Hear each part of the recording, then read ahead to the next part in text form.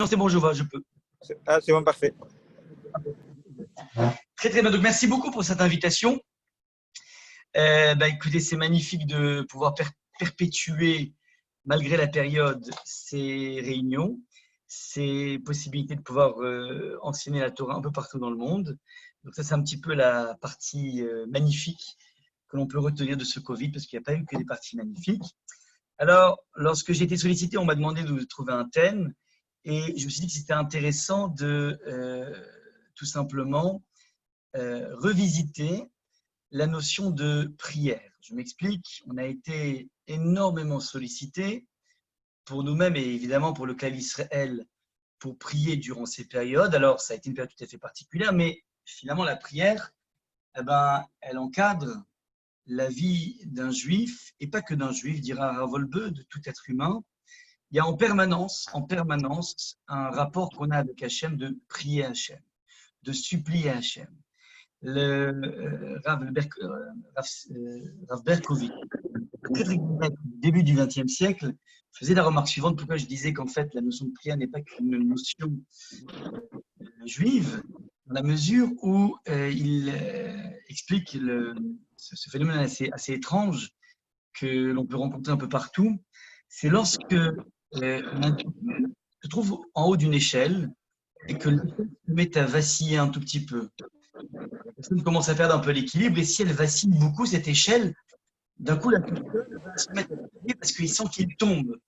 Et souvent, lorsqu'il crie, le réflexe qui est imprimé chez tous les individus du monde, c'est de crier maman. Ouais, peut-être tomber, on dit maman. Le bonhomme peut avoir content, il est plus en âge d'appeler maman au secours et pourtant, de façon imprimée à l'intérieur de nous, excusez-moi, est-ce qu'il serait possible de désactiver les micros parce qu'en fait, il y a sans arrêt du en fait, c'est moi qui dois le faire, voilà. Donc, le réflexe de tout individu, c'est de crier maman. Alors, Rav Berkovitch dit, de façon assez magnifique, si tout individu a cette faculté de crier maman, ça veut dire que Akadosh Baruch Hu a imprimé chez l'individu cette faculté de retourner à la source. C'est qui maman? C'est la source. On est né du ventre d'une maman. Eh ben, alors, de façon naturelle, Hachem a mis en place ce retour à la source lorsqu'un individu est dans la difficulté et dans le désarroi. Alors, il suffirait de pousser un peu plus loin que maman, c'est-à-dire de voir l'origine de tout. Et l'origine de tout, c'est Hachem. Et donc, ce que veut dire le Rav, c'est que fondamentalement, tout individu a cette faculté de retourner à Akadosh Baruch Hu. Ça, si vous voulez, c'est juste à titre introductif de cette notion, de ce besoin essentiel que l'être humain a de retourner à la source. Alors, on va procéder de façon très méthodique. Comme j'en ai l'habitude, les personnes qui me connaissent savent que j'aime bien travailler sur texte. Alors, c'est un texte qui sera en français, évidemment. On va, si vous voulez, travailler de la façon suivante. D'abord, on va, pour essayer de comprendre c'est quoi la prière, c'est quoi parler à Hachem. Alors, il y a une grande technique dans le monde de la pensée juive, c'est de voir la première occurrence de la prière dans la Torah, la première fois que la notion de prière apparaît dans la Torah. Alors, à chaque fois, la première notion, lorsqu'elle est dévoilée pour la première fois dans le texte de la Torah, eh ben, elle te donne toujours le sens profond de la notion.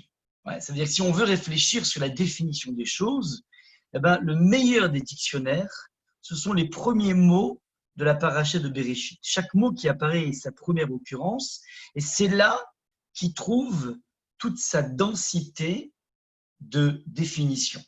Alors, si on fait ce travail au niveau du concept de la tfila, de la prière, alors on pointe toujours du doigt la première évocation de la prière dans la Torah. Alors, je vous amène tout de suite un document. Donc, ne quittez pas, je vous partage l'écran. Hop. Partagez l'écran. Ah, alors j'ai été désactivé dans le partage d'écran. Merci de me réactiver. Si c'est possible. C'est fait. C'est fait, génial. Attendez, hop.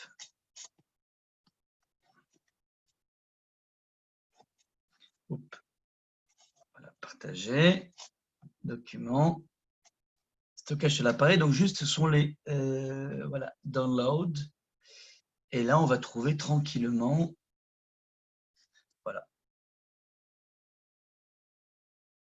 exactement ce document. Donc, vous avez un document qui apparaît sous les yeux. J'espère qu'il est clair. Et vous m'avez aussi en médaillon. Pour ne pas oublier mon visage, vous pouvez me voir en même temps. Ouais. Donc, j'espère que c'est clair pour tout le monde. Vous avez C'est donc… très bien, Ali. Pardon? Très bien, on voit très bien. On voit très bien, génial. Alors, je suis dans le première partie de ce document, ce que l'on a appelé la première prière. Alors, la première prière, en fait, peu de personnes le savent, elle est, si vous voulez, suggérée dans le texte de la Torah.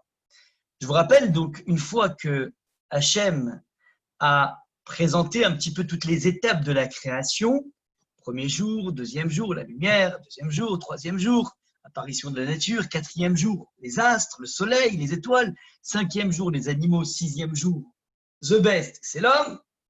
À partir de là, la Torah nous fait une sorte de petit rappel dans le texte de la Torah et nous dit la chose suivante. Nous, on a l'impression que lorsque on a vu le déroulé des jours, eh ben, chaque jour avait son élément de création et petit à petit, le théâtre s'est mis en place. Ça a commencé par de la lumière, un grand projecteur, puis, enfin, c'est pas vraiment le soleil, c'est une lumière originelle, puis ensuite, il y a eu la séparation des eaux, puis ensuite, on a eu l'émergence de la terre ferme, puis ensuite, dans ce même troisième jour, on commence à voir les arbres, les forêts, la verdure, tout ce monde végétal, puis ensuite, le quatrième jour, eh ben, on a tout le livre de la jungle qui va venir avec tous ces animaux.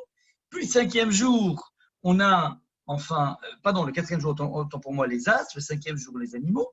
Donc on a l'impression que à chaque jour correspond un ordre d'entrée dans ce théâtre magnifique qui est le monde. C'est ce que l'on pense. Et vient nous dire de façon assez incroyable le texte de la Torah, verset numéro 5 que vous avez sous les yeux. Or, aucun produit des champs ne paraissait encore sur la terre, et aucune herbe des champs ne poussait encore, car Akadosh Baruch Hu n'avait pas encore fait pleuvoir sur la terre, et d'homme, il n'y en avait point pour cultiver la terre. Je répète ce verset de la Torah, en deux mots, la terre était encore totalement désertique. Ça veut dire, après le troisième jour où on croit que la terre a fait germer tous les fruits, tous les arbres de l'existence, eh ben en fait non. Tant que l'homme n'était pas là, eh ben, il n'y avait pas encore cette nature. Alors Rachid a expliqué que cette nature était là, mais elle était, si vous voulez, créée en potentiel. Elle n'avait pas encore éclos. Il fallait attendre la venue de l'homme pour éclore. Ce que dit ici le texte, donc. On n'avait aucune verdure, le monde était totalement désertique, une sorte de Sahara gigantesque.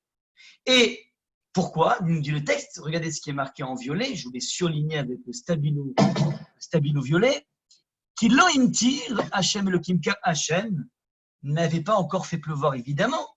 Ouais. S'il n'y a pas de pluie, eh ben c'est le désert. Si vous partez un tout petit peu, je ne sais pas s'il y a des Marseillais chez vous, mais si vous partez un petit peu de la maison avec le soleil de Marseille, que je connais très bien, et si vous ne mettez pas un arrosage automatique, alors a priori, vous allez revenir dans un jardin qui sera totalement désertique. C'est connu, c'est grâce à l'eau que la verdure peut pousser. Il y a un vieux proverbe médiéval qui dit « pas de bras, pas de chocolat ». Ouais, il y a une relation de cause à effet, donc s'il n'y a pas d'eau, il n'y a pas de verdure. Kiloïm tirachem. Et le texte de poursuivre, donc on comprend très bien. Le monde est désertique parce que Hachem n'a pas encore fait pleuvoir les eaux. Et le texte rajoute et l'homme, il n'y en avait point pour cultiver la terre. Et c'est là en fait qu'on est amené à se poser la question qui va évidemment être soulevée par Rashi. Quand le texte nous a dit, tu sais quoi, le monde c'était le Sahara, le désert. Et tu sais pourquoi? Tout simplement parce qu'il n'y avait pas de pluie. A priori, pour moi, ça suffit. Je vois un monde désertique, j'en connais la cause, c'est quoi? C'est l'absence de pluie. On ne comprend pas très bien pourquoi on a besoin de rajouter, car d'hommes, il n'y en avait point. Mais qu'il y ait des hommes ou qu'il n'y ait pas des hommes, ça ne change rien. Le problème, c'est la pluie. La même chose dans le Sahara actuel. Ce n'est pas l'absence d'hommes qui fait que le Sahara est ce qu'il est. c'est l'absence de pluie. Donc la véritable cause au désert, c'est l'absence de pluie et non pas l'absence d'homme.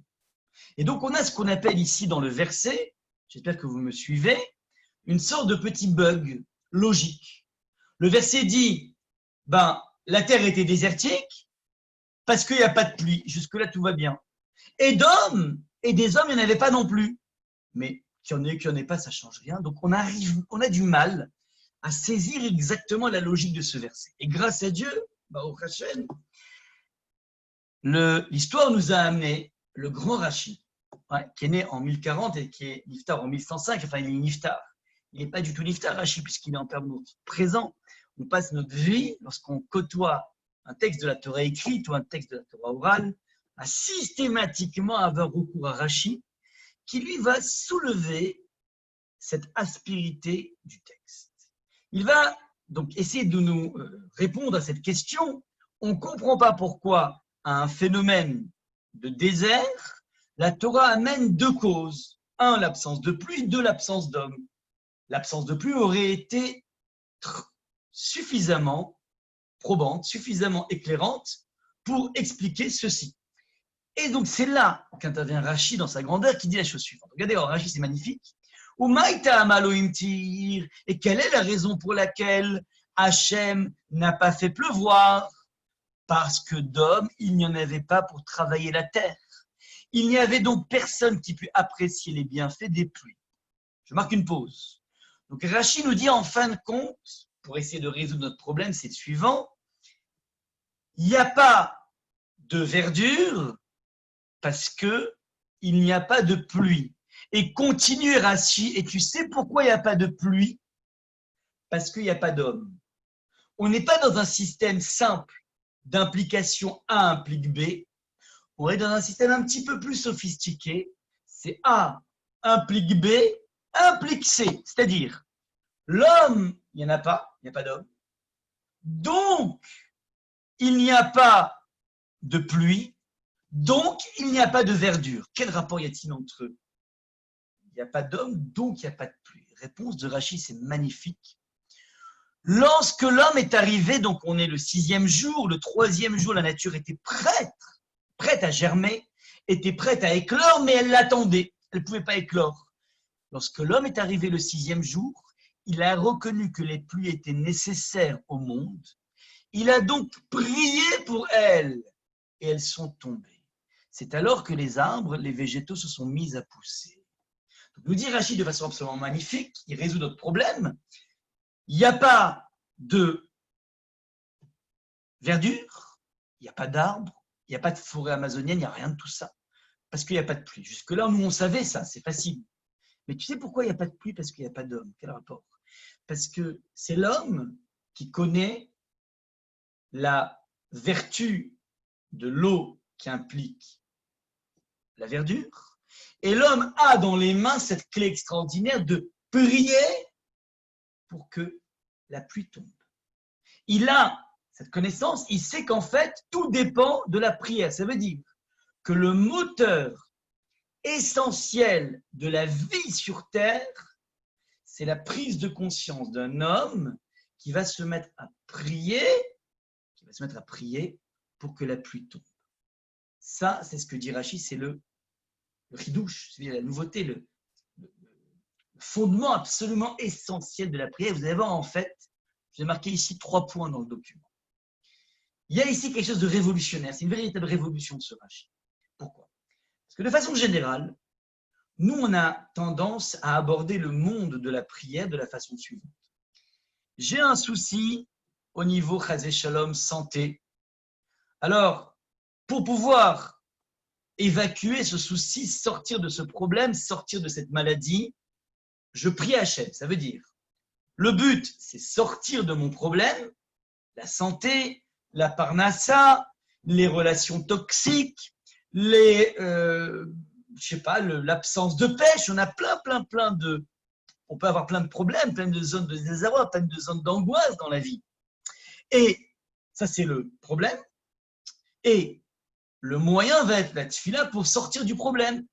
Un individu qui, par exemple, redoute un contrôle fiscal, le but, c'est échapper à un contrôle fiscal et le moyen va être la prière. On va prier Hachem. Donc ça veut dire que toujours dans notre conception naturelle, la prière est un moyen pour enlever une embûche. Vient nous dire Rashi dans sa lecture révolutionnaire, lecture du texte. Rashi n'invente rien, Rashi ne fait que révéler et dévoiler les aspérités d'un texte complexe, un texte de la Torah. Et il vient de dire, en fait, c'est pas comme ça que ça fonctionne chez Hachem. Hachem, en fait, crée une nature désertique. Il crée un monde type Sahara pour susciter la prière. C'est-à-dire que la prière est le but, c'est-à-dire l'homme qui va s'épancher vers Hachem, qui va supplier Hachem, c'est le but de la création. Et le moyen pour y arriver, c'est la déficience de la vie, la déficience de la nature.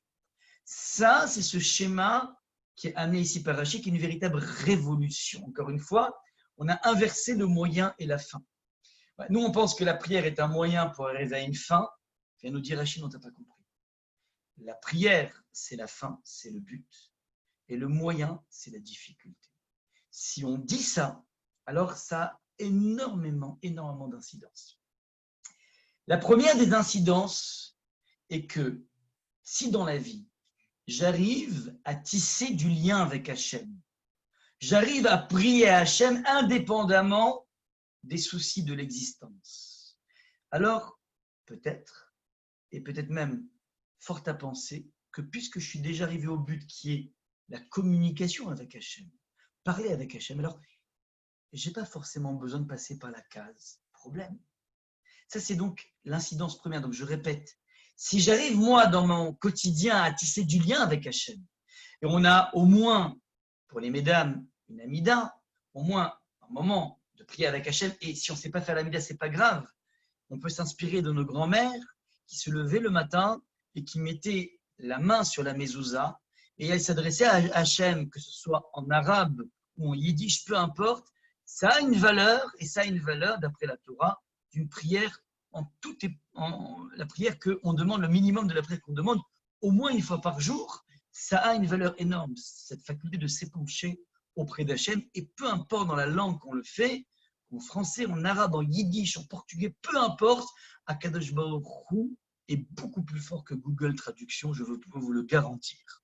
Donc ça, si moi, dans mon quotidien, j'arrive à tisser du lien avec Hachem, alors peut-être que puisque je suis arrivé au but, c'est ça qu'on veut. On veut qu'un homme s'adresse à Hachem, un homme avec un grand H. Alors a priori, je n'ai pas besoin de passer par les cases. Souci de la réussite, souci du bac. Bon, c'est vrai que cette année, on ne peut pas parler du souci du bac. Il a été offert à tout le monde. Mais souci des épreuves, souci de la parnassa, souci de la santé, souci d'une bonne communication dans mon couple, avec mes enfants, tout ça là. Si moi, je tisse déjà du lien avec Hachem, je n'ai pas besoin de passer par la case un enfant ado qui est rebelle. Je n'ai pas besoin de ça. Ouais. Et très souvent, on ne se rend pas compte que parfois, l'enfant rebelle, l'enfant ado, n'est là juste pour une seule chose, pas par punition, mais juste pour susciter chez nous le fait de lever les yeux au ciel et de dire Hachem, je t'en prie, aide-moi. Aide-moi.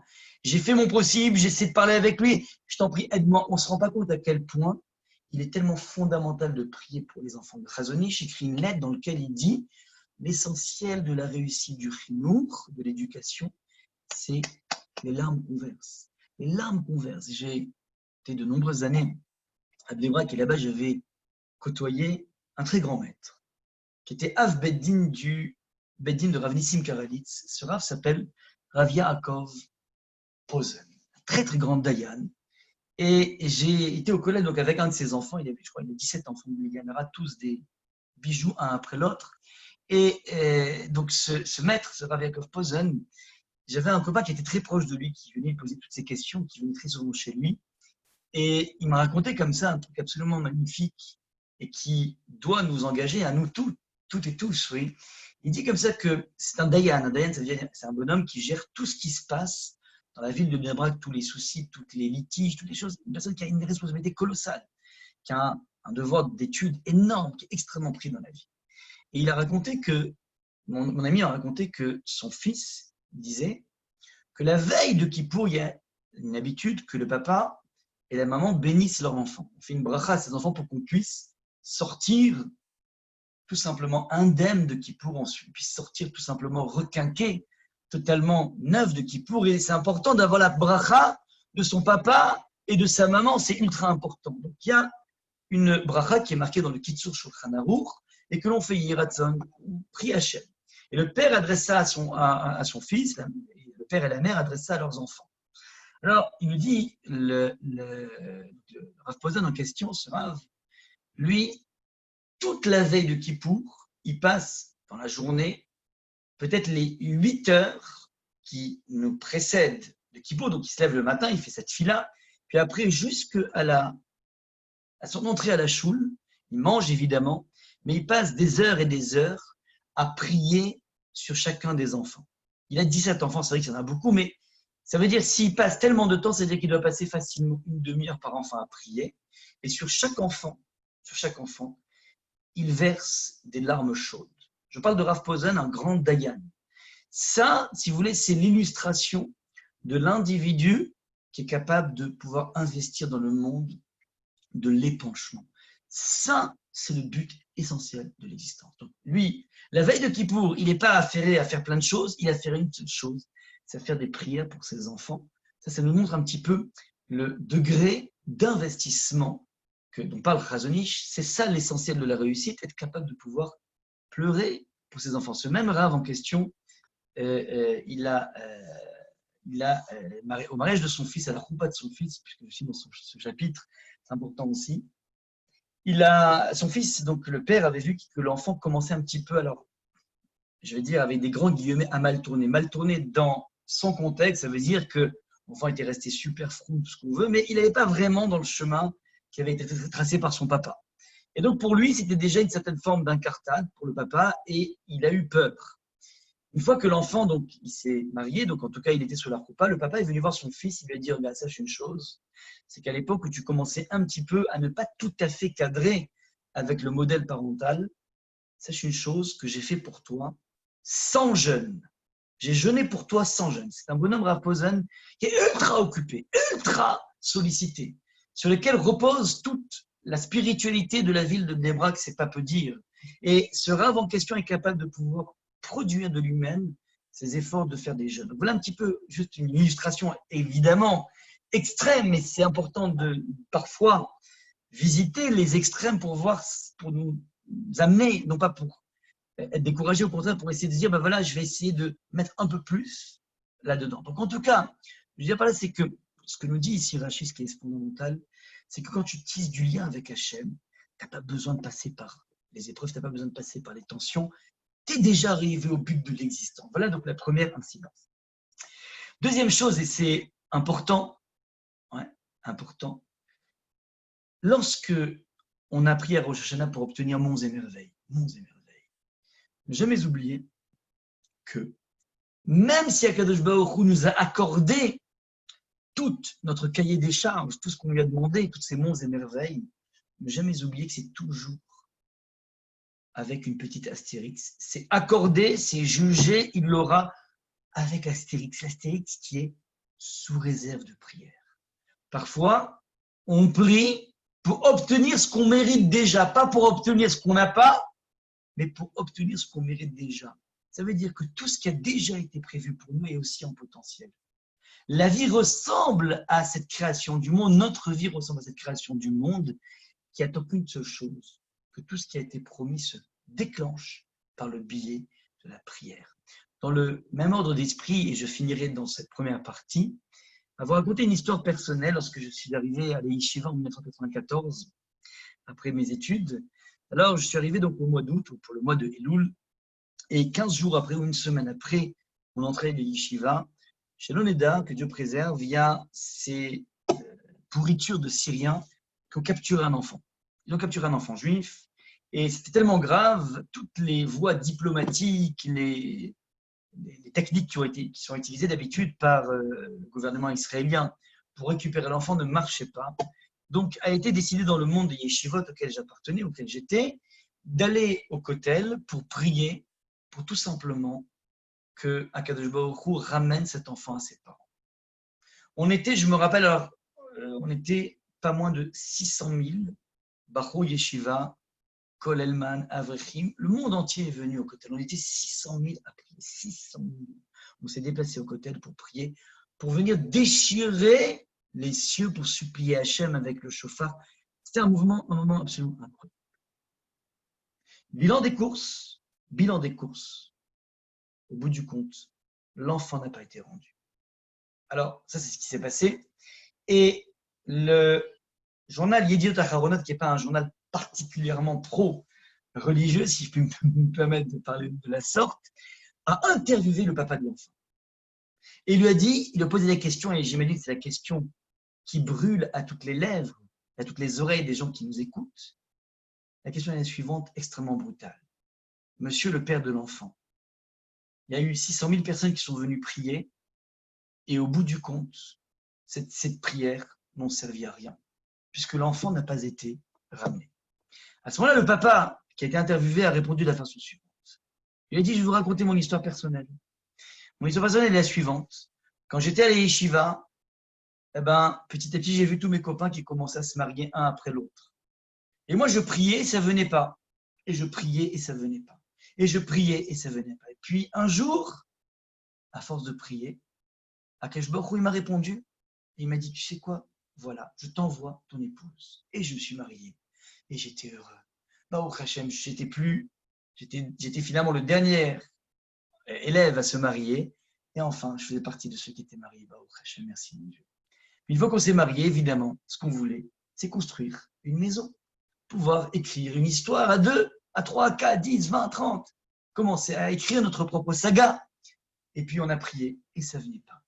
Et on a prié et ça ne venait pas. Et on a prié et ça ne venait pas. Et au bout de plusieurs années, Akash Baruch Hu, il nous a répondu et il nous a dit, voilà, je t'envoie un enfant. Et pour le deuxième enfant, c'était la même chose.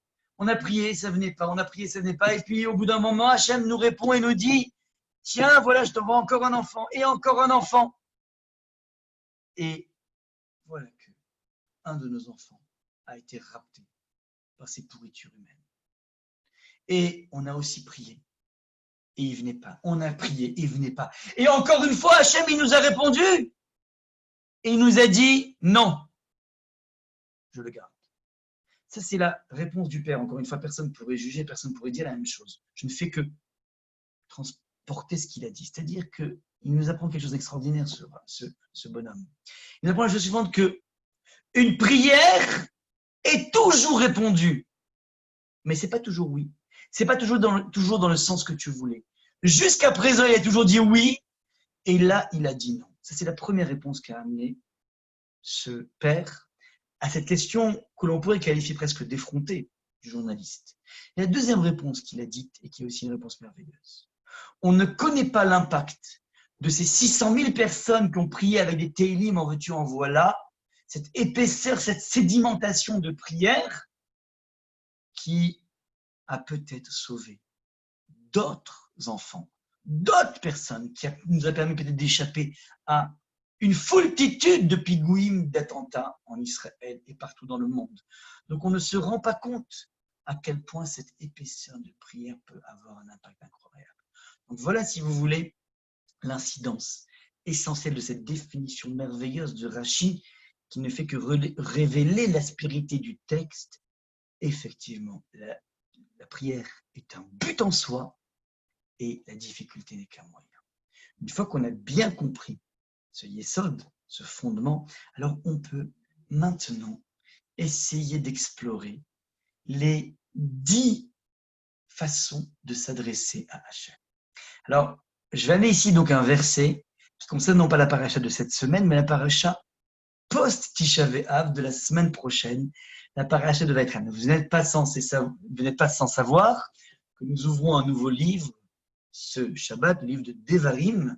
Et ce livre de Devarim, alors, va nous amener petit à petit, donc ce sont les paroles que Moshe va prononcer, et elles vont nous amener donc un petit peu à voir finalement toute la rétrospective de l'histoire de Moshe Rabbeinu jusqu'à la dernière paracha Vezot Aberacha, jusqu'au départ de Moshe. Et voilà que nous dit le premier mot de la paracha de Vaïtranan. Vaïtranan, j'ai supplié. c'est la même racine que tachanoun, qui veut dire les supplications. Vous savez, ces fameuses supplications que l'on fait le matin. Ouais, on dit Hachamnou, Baganou, ainsi de suite. On supplie à Hachem de nous pardonner. J'ai supplié El Hachem, Ba'et en ce temps-là, les morts en disant, et on connaît cette supplication, le Rashi va préciser qu'il y a, Vaïtranan, valeur numérique 515, il a fait 515 tfilotes pour pouvoir pénétrer la terre d'Israël. Moshe, le grand leader, celui qui sort le peuple juif d'Égypte, va supplier à Kadosh Baruch Hu de pénétrer la terre d'Israël. Et bilan des courses, Moshe ne rentrera pas en Israël. On a ici donc 515 tfilotes de Moshe Rabbeinu qui finalement échouent, qui avortent. Ça, c'est ce que vient dire le texte va être anal. J'ai supplié et au bout du compte, Akadosh Baruch Hu, il a dit niet. Voilà ce qui est marqué ici dans le texte. Maintenant, le Midrash sur place. Le Midrash, je vous rappelle, c'est toujours une lecture qui est sophistiquée. Nous dit la chose suivante. Va être Hanan el Hashem, vous l'avez ici dans l'encadré. Amar Rabbi Yochanan. Rabbi Yochanan déclare Asara leshonot nikret tfila. La prière, ouais, ce qu'on appelle nous prière, eh ben finalement se déploie selon 10 vocables. Il y a 10 vocables de prière. Velouen, ça veut dire, nous, lorsqu'on parle de prière tfila, on pense que c'est la prière. Et on connote éventuellement la prière spontanée que l'on fait quand on supplie Hachem pour avoir un résultat immédiat, ou bien la prière classique, quotidienne, de notre Amida, lorsqu'on va à la synagogue ou lorsqu'on est à la maison, peu importe. Ouais, ça c'est la prière. Ah bah, nous dévoile ici le Midrash de façon extrêmement subtile. Attention. La prière, finalement, il y a 10 façons de s'adresser à Hachem, pas une, 10 façons. Et vous allez voir un petit peu la richesse de ce domaine. Alors, avant même de voir ces 10 façons, de les traduire, de les comprendre, je voudrais juste faire une petite remarque au niveau méthodologique, qui est la suivante. Vous savez que le Lachon HaKodesh, la langue de la création, est une langue ultra pauvre. Ce n'est pas une langue riche, c'est une langue pauvre. Ça veut dire qu'avec très très peu de mots, on peut facilement se dépatouiller dans la plupart des textes de la Torah. Ce n'est pas une langue riche, il n'y a pas énormément de nuances, il n'y a pas énormément de synonymes comme en français, comme en anglais, comme en russe. Ouais. C'est une langue, on va dire, très basique, très très basique. Ouais. D'ailleurs, en hébreu, pour les personnes qui veulent connaître l'hébreu, c'est assez fastoche, c'est assez facile. Avec une centaine de mots, on peut facilement se débrouiller, se dépatouiller facilement. Ouais. Donc, ce n'est pas très très compliqué, les choses sont assez simples, assez basiques. Ça veut dire quoi? Ça veut dire qu'avec un mot, on dit plein de choses. Un mot m'explique plein de choses. Ouais. C'est peut-être pour ça peut-être que les Israéliens sont tellement débrouillards. Ouais, lorsqu'avec un mot, tu peux exprimer plein d'idées, peut-être qu'avec un petit outil, tu peux faire des millions de choses. D'où la Startup Nation. Ouais, c'est une terre qui est porteuse d'énormément d'inventions. Ouais. Maintenant, je dis qu'elle est très pauvre, sauf dans certains registres. Il existe certains registres qui sont surreprésentés. Ouais. Notamment le registre du bonheur. Le bonheur, ouais, se dit de 10 façons aussi.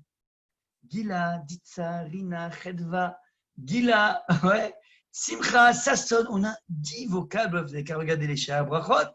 On a 10 vocables pour exprimer le bonheur. Et on a aussi 10 vocables pour exprimer le concept général de la tfila. S'il y a une telle surreprésentativité dans certains domaines comme le bonheur et la prière, ça veut dire, et ça la méthodologie, ça veut dire que le peuple juif est à la fois un peuple qui est particulièrement heureux, oui, malgré la foultitude de pogroms, d'extermination, d'autodafé, de déportation.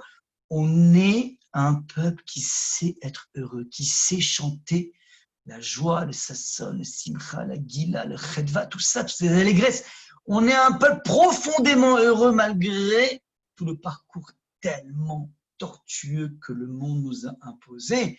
Première des choses, s'il y a tellement de mots, ça traduit l'âme du peuple.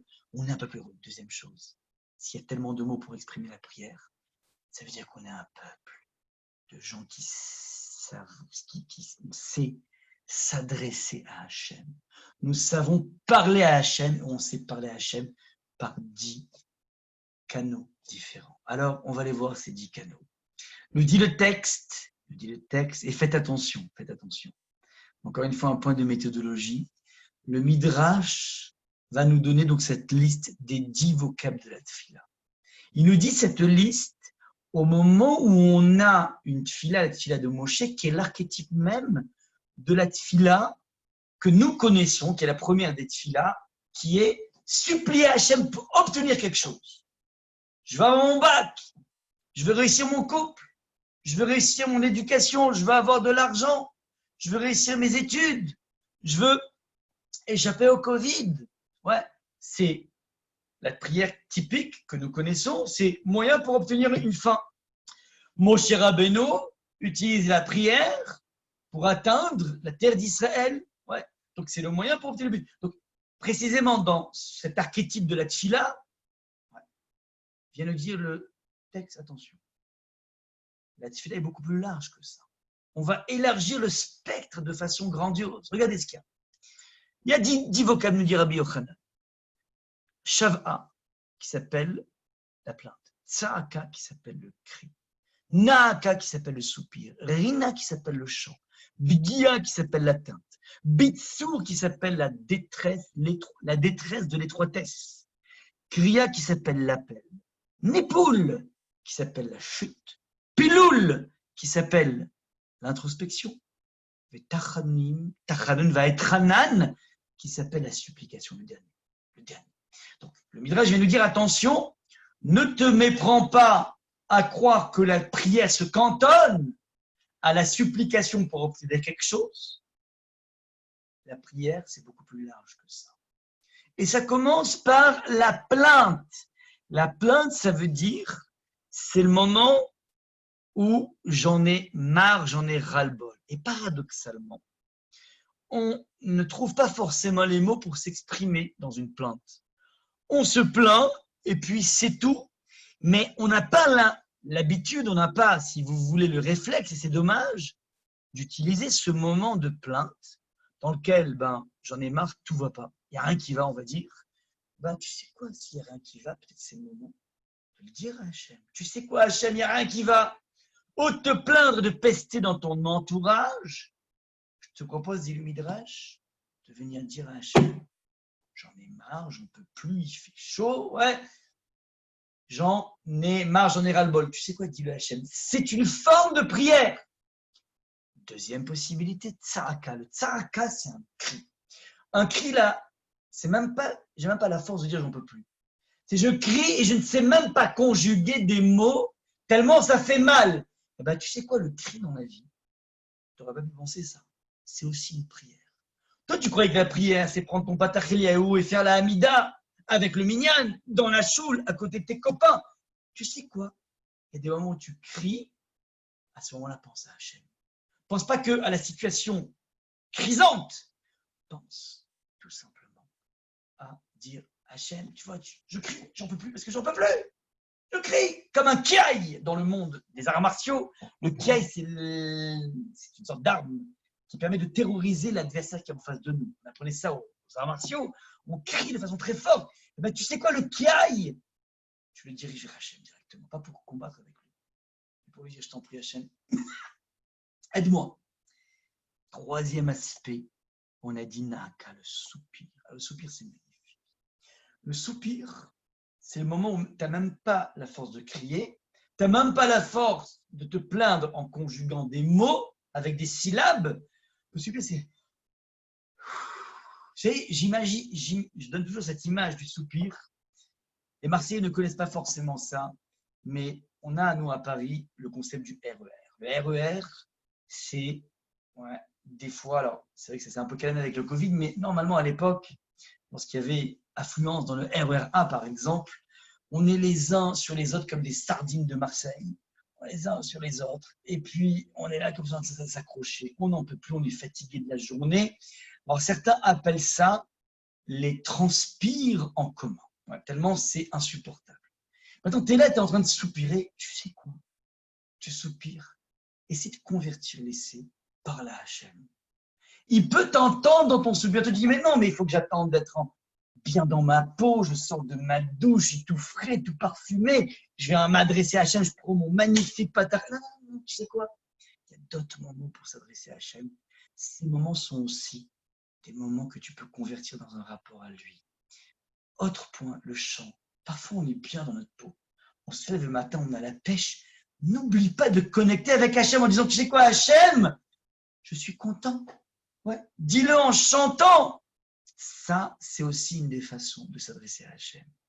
Bgia, c'est l'atteinte. L'atteinte, ça veut dire, je vais presque entre guillemets, excusez-moi l'expression, porter atteinte à Hachem. Alors, on a un archétype de ça. On a une figure qui va nous apprendre à porter atteinte à Hachem. C'est justement le personnage de Hana qui va devenir pour nous, justement, le symbole même, notre maître qui peut nous enseigner comment on prie à Hachem. Ben, figurez-vous que Hana, de laquelle nous apprenons toute la gestuelle, tout le fond et la forme de la Hamida, ben, sachez une chose, c'est que Hana a porté atteinte à Hachem. Hana a eu presque une forme d'insolence en s'adressant à Hachem, en disant à Hachem, tu sais Hachem, je peux te forcer à me donner une fertilité. Elle était stérile. Et d'année en année, elle pleurait, elle priait, elle pleurait, ça ne venait pas. Et elle s'adresse à Hachem et dit, tu sais Hachem, j'ai un moyen pas très catholique, mais j'ai un moyen de te forcer à m'amener un enfant, mais j'ai pas envie. J'ai envie que tu m'amènes un enfant sans que je force la nature. Je veux que tu m'amènes. Et tu sais quoi, Hachem? Sinon, ça sert à quoi les seins que tu m'as fait? Mais les seins, c'est fait pour allaiter. À quoi ils servent les seins que tu m'as fait? Et elle va être dans un rapport, mais on pourrait presque dire d'une violence incroyable. Elle va être exaucée. Elle porte atteinte à Hachem. On a le droit parfois de dire à Hachem, tu sais quoi? Je ne comprends pas ce qui se passe, c'est trop injuste. Il y a quelque chose qui ne tourne pas rond là-dedans. Je ne comprends pas, j'en peux plus, je ne comprends pas ce qui se passe. J'ai l'impression que ça manque de logique, tout ça, ça manque de justice. On peut, entre guillemets, porter atteinte à Hachem de façon sincère, pure, pas revendicatrice. Ce n'est pas une revendication qu'elle avait. C'est un cri du cœur qu'elle a porté. Ça, c'est la puissance de Hana. Et Hana va être exaucée et nous disait, mon Rav, le Rav Yeshurun, une remarque assez magnifique sur Hana. Hana était mariée avec Elkana. Et Hana et Elkana sont a priori des illustres inconnus.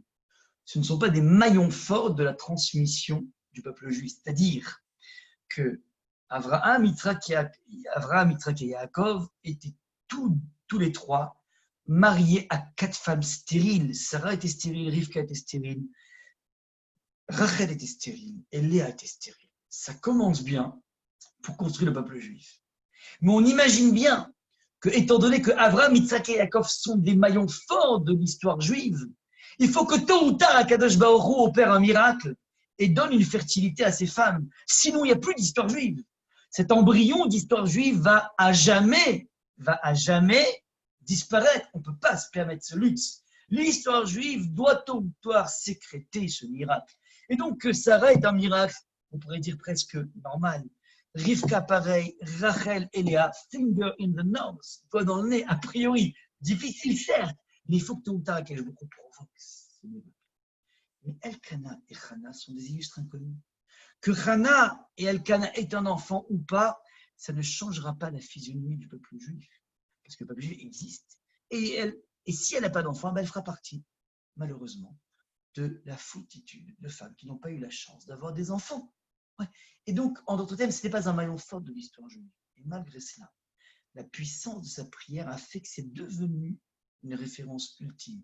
Ce qui veut dire, et c'est ça le message que nous avait transmis le Rav Yeshurun, mon Rav, c'est que dans la vie, même lorsqu'on ne fait pas partie d'une lignée royale, on ne fait pas partie de cette descendance tellement incroyable, on fait partie d'Abraham, Yitzhak et Yaakov, mais on n'est pas en direct, on est loin. Quand on ne fait pas partie des enfants des plus grands Rabbanim, des plus grands Rabbanatois, on est des simples mortels, on est des communs des mortels. Chaque commun des mortels a cette faculté de devenir une Chana, de devenir un Elkana.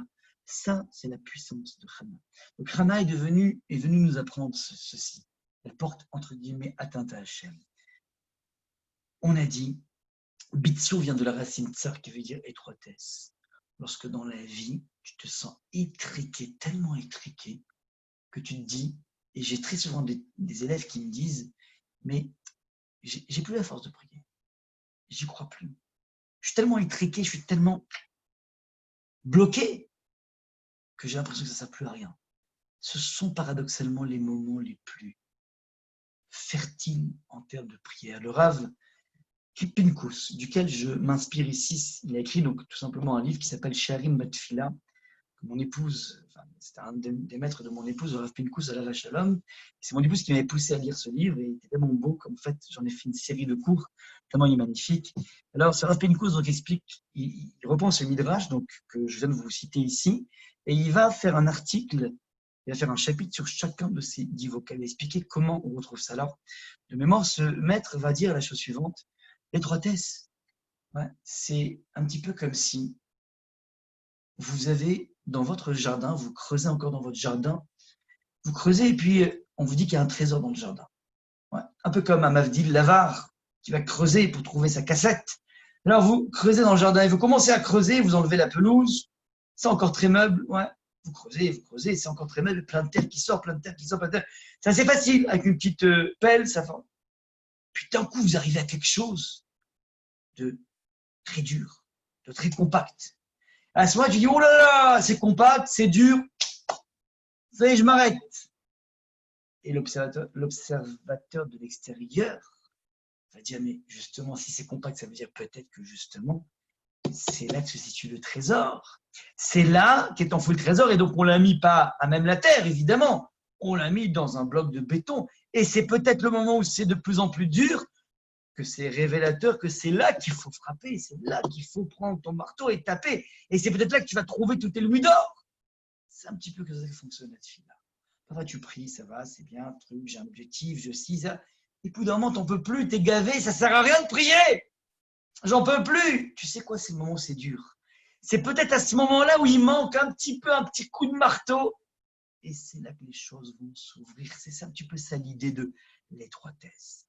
Kriya, c'est l'appel. Nipoul, c'est la chute. La chute, c'est l'individu qui tombe un peu comme Nephilat Apaïm, on fait ça le matin. On s'affaisse, ça veut dire on se recreville sur nous-mêmes et on se limite à notre propre authenticité. Piloul vient de la racine plili qui veut dire l'introspection. Plili veut dire pénal, ça veut dire c'est la faculté de se juger. Prier Hachem, c'est aussi avoir porté un auto-jugement sur soi-même. Ça, c'est Piloul. Et enfin, Tachanoun, la dernière supplication.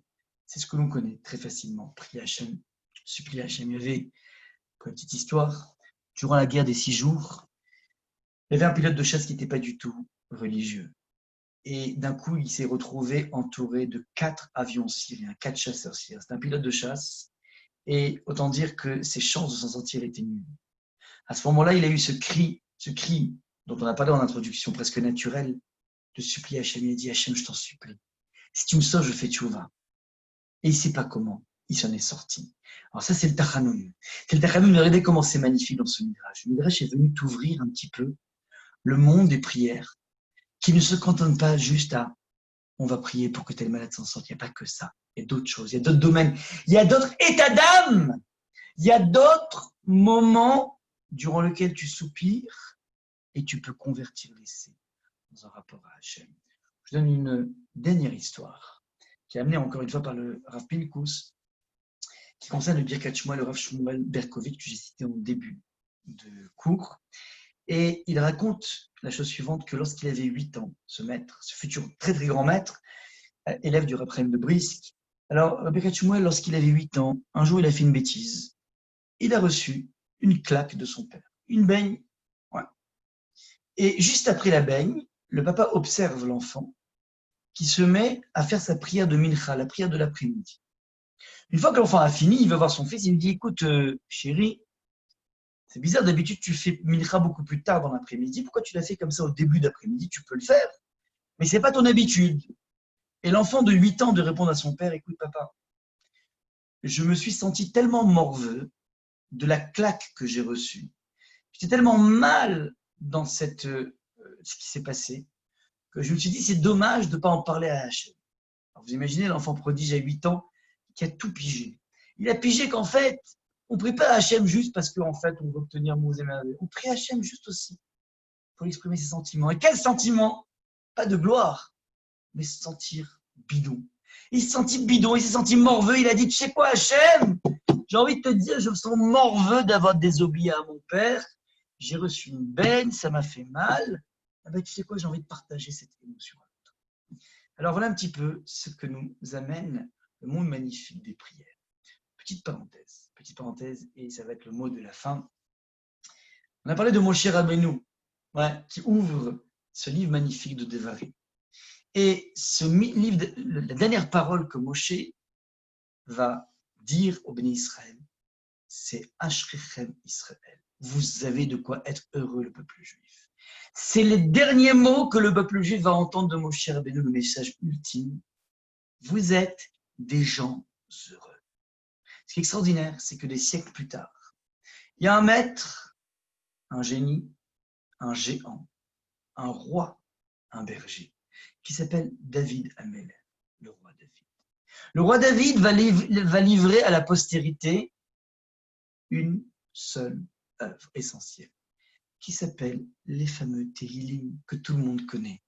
Et comme par hasard, ces Tehillim sont constitués de 5 livres. Tiens, il y a 5 livres de la Torah, Chamisha Chumshe Torah, Bereshit, Shemot, Vaikra, Bamidbar, Devarim, et il y a 5 livres de Tehillim.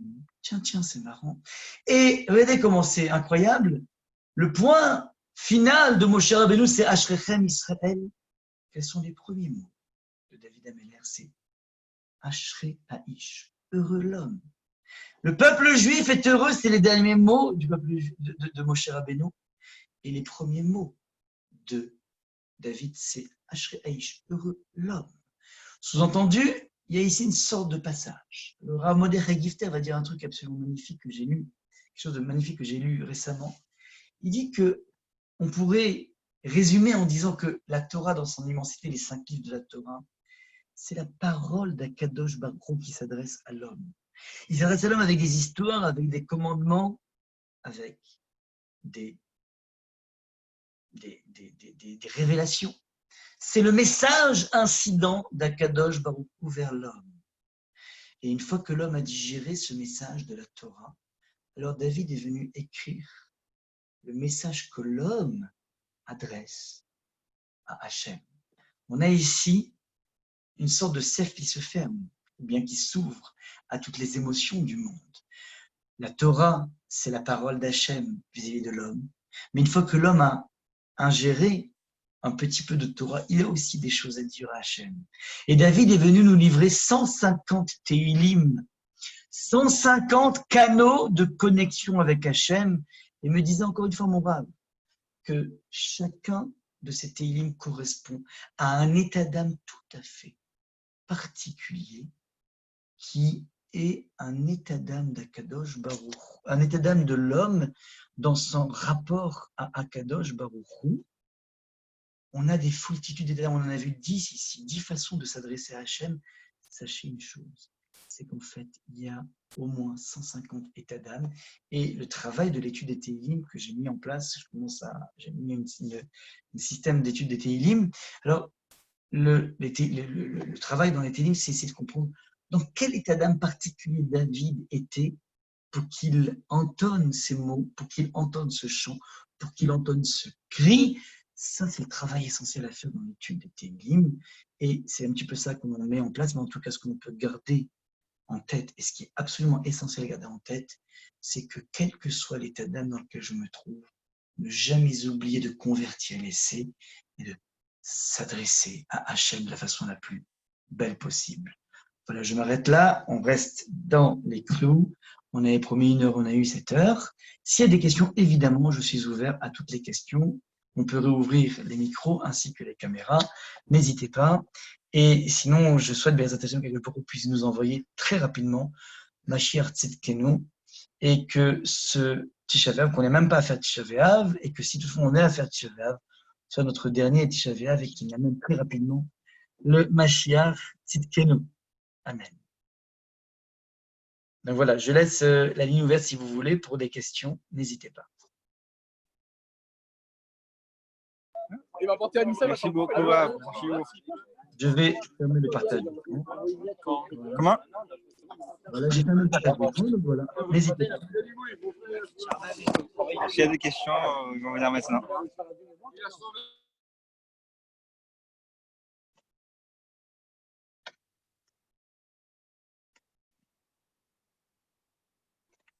Shalom Rav, je voulais juste vous dire Merci, Toda Rav. Rabba. Toda Rabba, c'est excellent. Merci Toda, beaucoup. Toda Rabba. Bessimcha Rabba. Bessimcha Rabba. Toda, Toda. Merci, Rav. Avec plaisir. Merci beaucoup, votre chiro, Rav. Il n'y a pas de questions. C'est peut-être tant mieux. Pas tant mieux.